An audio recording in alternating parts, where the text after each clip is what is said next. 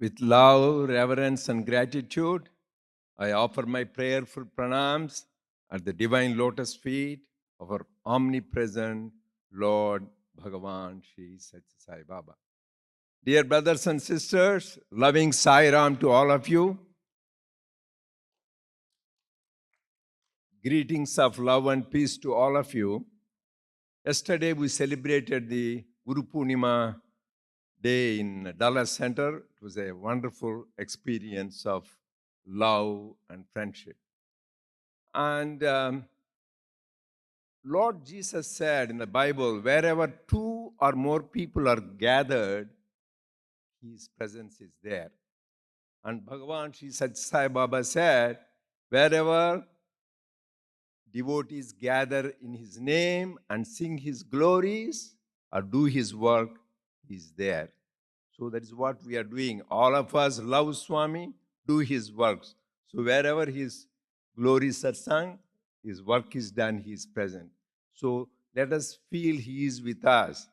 So that is why in the omnipresence of God, don't confine God to Mecca, Jerusalem, Bethlehem, Kashi, Vatican, or any. He is omnipresent. He is in Dallas, Los Angeles, St. Petersburg, Buenos Aires, or anywhere in the world. We should have that conviction He is with us. God is not only in heaven, so don't keep Him away. He is with us, inside us, above us, below us. That should be the conviction we should have. And the theme is beautiful. This is the foundational concepts of Bhagavan Sri Sathya Sai Baba teachings. His teachings are essence of all scriptures, and of them, these three things, the love, service, and unity. They are the fundamental concepts, foundational concepts, that the basic tenets of his Swami's teachings. So just I will briefly touch because of the time limitation. Otherwise, you can go on and on. So touching about the love, love is the greatest power anybody can have. And it has answer for everything. Swami says, any challenges, don't complain. If you have love, you can conquer anything in the world. Greatest power one can have. So we all need to say we should have that love. What did Jesus say? The greatest commandment is, love thy God with all thy heart, soul, mind, and strength, and love thy neighbor as thyself. And what did St. Paul in his letter to Corinthians says, you may have a faith to say the mountains to move, it may move, but without love, it is no use. You may talk in various languages, you may be a great scholar, you may do prophecy, but without love, it is of no good. And you may give everything in charity, whatever you have, everything. But if you have no love, it is of no use. Faith, love, hope are great. But of all, the greatest is love. And what does our love, Swami say? Love, God is love is God, live in love. He says, start the day with love, fill the day with love, spend the day with love, end the day with love, and this is the way to God. And he says the best way to love God is by loving all and serving all. In fact, his life is his message. His life, his teachings, his works, all can be enshrined in one word, love. Love is the answer. Then what is this love we talk about? It's very casually used, love. We are talking about divine love, which is pure, which is unconditional, which is selfless, which is never changing. In contrast to worldly love, we have relationship, it changes time to time, it is conditional, it is impure, and selfish. So that is what we should say, whether we really have divine love. That is what is really gives us peace. We should know what is divine love versus, because people talk, I love you. I remember one of our friends, she was talking to her daughter. She was arguing, and finally she says, oh, Johnny, I love you. And she bangs the phone. You're talking about love. It shows your gestures. You are so rude and you're banging the phone. How can it be love? So we need to have that consistency. So that is what Swami says. You should, that is Pure love is unconditional, selfless love. Then how do you nurture this love? How do you nurture this divine love? Two of the important things the master said. One is, don't find faults in others. That's the basic problem. It is an obstacle to nurture the love. Don't find faults in others. What did Jesus say? Don't try to look in the speck in somebody's eye when you have beam in your own eye. And our Baba says very more easily understood. When you show a finger to somebody, you are showing three fingers at yourself. So there are more faults in you. So try to not find faults in others, but find your own faults and change yourself. And second thing is, to nurture the divine love, we should practice the omnipresence of God. Think God is with us all the time. When you feel He is with us, He is watching us, we will never take a false step. We will always do what pleases God, what is right. So second thing is to present the omnipresence of God. Then how do you manifest this divine love in life? Right? So Lord Buddha said, they call Brahma Viharas. Lord Krishna said in chapter 12 how a lover of God behaves. And Swami said beautifully, there are four things. In life, we all come across only four kinds of people. Some people who are like us, they're friends. We have friendship with them. That is called Maitri. But there are some people in life we come across who are less fortunate than us. They may not have food, they may not have water, they may not have good health or education. You should have karuna, compassion for them. Less fortunate one, show compassion by helping them. But there are people who are more fortunate than us. They are more intelligent, they are wealthier, more powerful. Then you should have mudita. What happened? You should be happy for them instead of being jealous. A lot of people, when somebody is more fortunate, you feel jealous. Instead of that, you should have mudita, happiness. See their happiness as your own. And fourth kind of people we come across, who are those who give trouble to us, give challenges to us, make us suffer. So what should we do? Lord Buddha said, upekha. That means, and Swami said, indifference, upeksha. That means ignore, don't take it too seriously. But higher than that, there is one level. So don't be bothered with them, stay away. Even for them, send loving thoughts. That's what Jesus said. It's not great if you love your friends and family. Love thy enemies. That is the thing. So this is the attitude, how you manifest this love in life. And how do you know that we are having divine love? Proof of rain is wetness of the ground. Proof we live in divine love is we are always happy. Swami says ABC, always be cheerful. Don't put a long face. Don't radiate sadness around. Radiate joy around. Be happy, make others happy. And second thing is, you have peaceful life.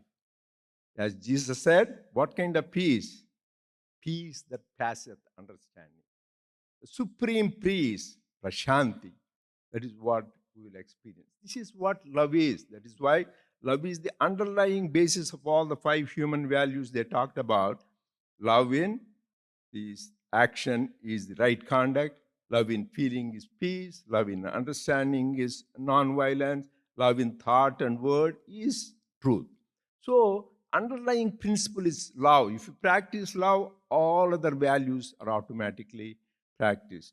So, our life should be living in love. Then, you have another topic next is service. Selfless service. Service is nothing but love in action. The same love, you make it tangible, make people feel it action. And what did Jesus said? When you serve the least of your brethren, you are serving me. And what did Swami say? Service to man is service to God. And already somebody said, the hands that serve are holier than the lips that pray. So the service is emphasized very much by Bhagavan Baba, by his own example, and in the organization he founded 60 years ago. So this service, but what is service? We all know what service we will be seeing. soon what the wonderful service activities done by our members, volunteers, officers in 110 countries. We give food. We have given 250 tons of food in Madagascar and countries in Africa, giving food to the hungry, giving water to the thirsty, providing shelter to the people, giving education and health care to the people who are in need. These are all the wonderful service.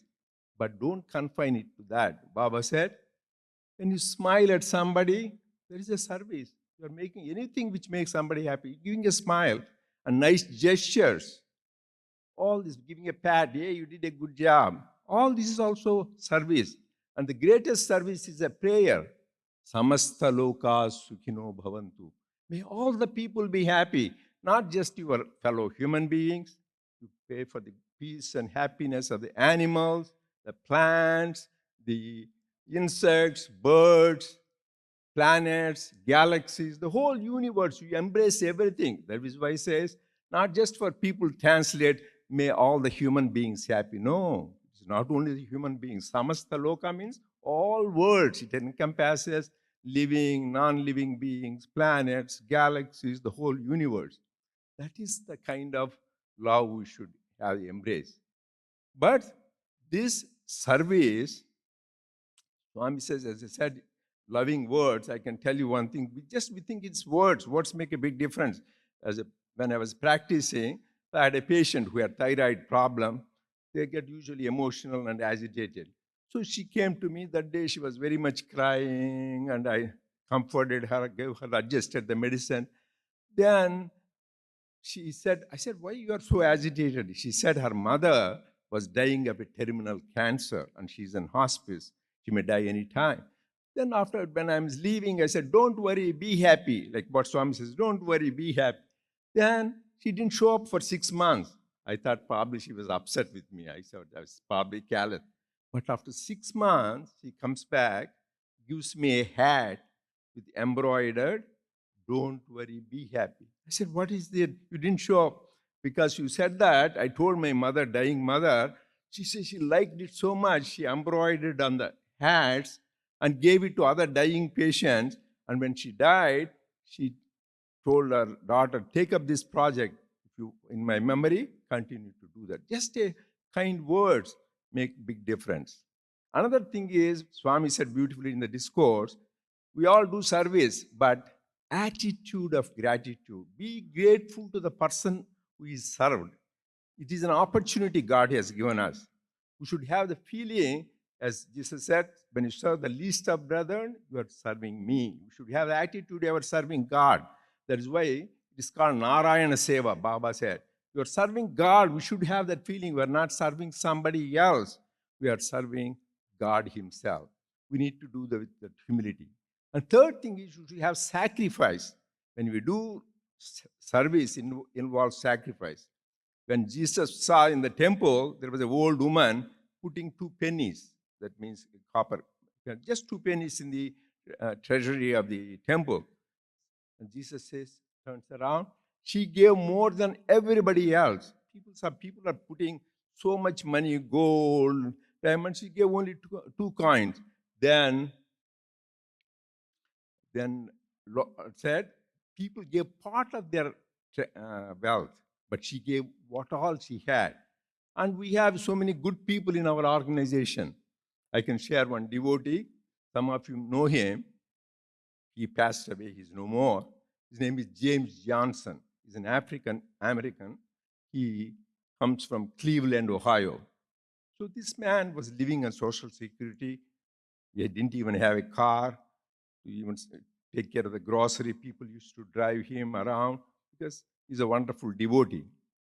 So 1991, Baba started the super specialty hospital, giving care to all the people, even including the cardiac surgery, free of cost.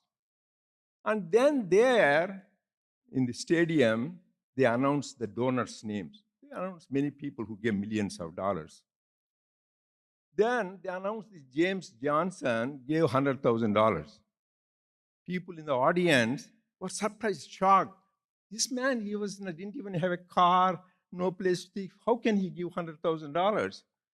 So then when they came back, they asked, hey, James, I heard you gave 100,000. He didn't want anybody to know. As Jesus says, let not your left hand know what your right hand does. That is the sacrifice. Then they came to know, where did you get this 100,000? He was serving his sister who was dying of cancer. When she was dying, she bequeathed her estate, which was worth about $100,000. She says, you served me so much. She didn't have children. You take the 100,000. So this man, he could have used, I can give 50% to something, 50% keep. No, this belongs to God. God gave me, this goes to God. He's doing a wonderful hospital project. Let it go for that. So that is the kind of sacrifice. So love and service involves sacrifice, humility. And then what are the two major obstacles when we do service? Swami said, is ahankara and mamakara. Ego, I am doing, I am great, ostentatious, big banners, show off. A lot of people see how many people research 1,000 people, put in the newspaper, media. Don't you know, if they didn't say, didn't you watch it? So that is kind of pomp and ostentatiousness. That is obstacle. So if you do that, the purpose of service is defeated. You should do it with humility and gratitude and have sacrifice in mind. So that is another important aspect of service. And how do you know you are doing service? So when you do service, it purifies your heart. They said beautifully, Lord Krishna says, Chittasya shuddhaye karmanaha. All the selfless service we do, it should purify our heart. It should get rid of our anger, jealousy, attachment, pride.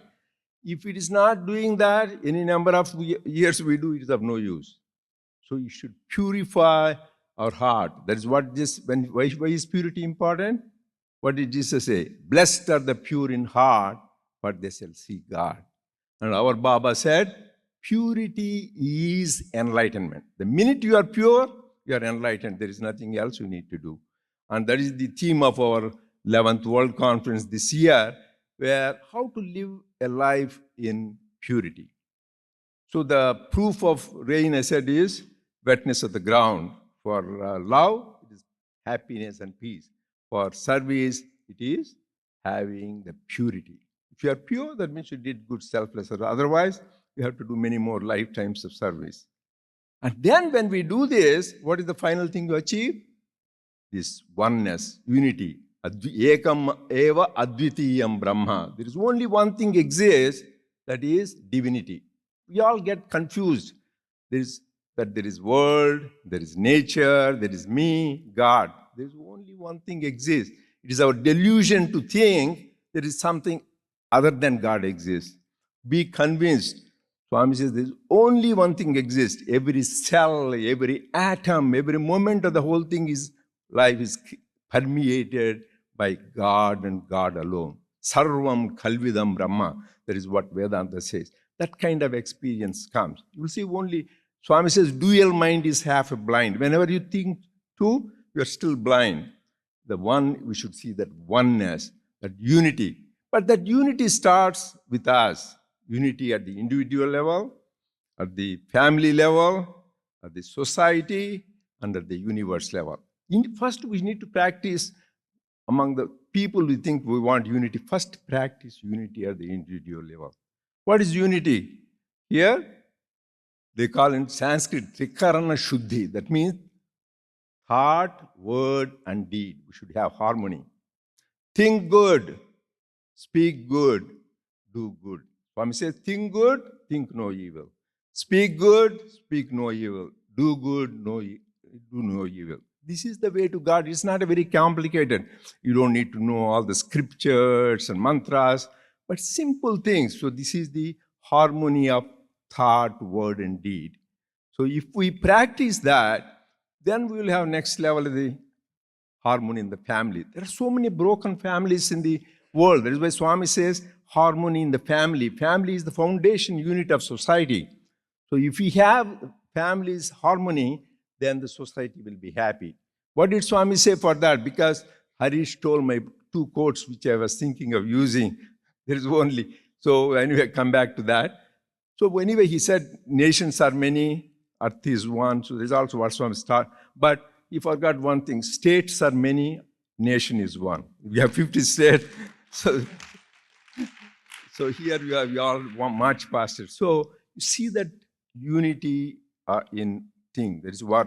So what did Swami say? When there is righteousness in the heart, beauty in character. People say, oh, what a beautiful character. When there is a beauty in character, there is harmony in the family. When there is a harmony in the family, there is order in the nation. When there is order in the nation, there is. With that kind of unity we need to practice. And already we talked about everything underlying is the same thing. So then we need to, when we see that, we not only respect and love our fellow beings, but the animals, the plants, the nature, all the natural disasters happening, whether fires in Los Angeles area, here the floods, earthquakes, all that is because of man's greed and not revering the nature. So the more you revere nature, serve the nature, that is why we have this massive tree planting, millions of trees we want to do, and then use the alternate fuels. So just always be conscious. Mother Earth has given so much. That is why it is called mother, so you respect your mother. So we do that, and then we experience that unity in the society. So during these 3 days, let us dive deep. Just I touched basic things. On each topic, we can go for the whole day, but there are other speakers who will be dilating on this for the rest of the 3 days on love, service, and unity, which leads to oneness. So unity is among individual society, but oneness is only God. When you experience, Swami says, Unnadokkate daivambu ennatikini. Swami says, only one thing exists, that is God. Everything else is a delusion, your imagination, the nature, people. See that, but see through them. That's what Swami, see through and sees only divinity. That is, we need to practice that, and we will realize that. I pray to Swami to bless all of us so that we love unconditionally, selflessly, with humility, and have the strength to do the selfless service without ego and attachment, and realize this goal of oneness in this very lifetime. Jai Sai Ram.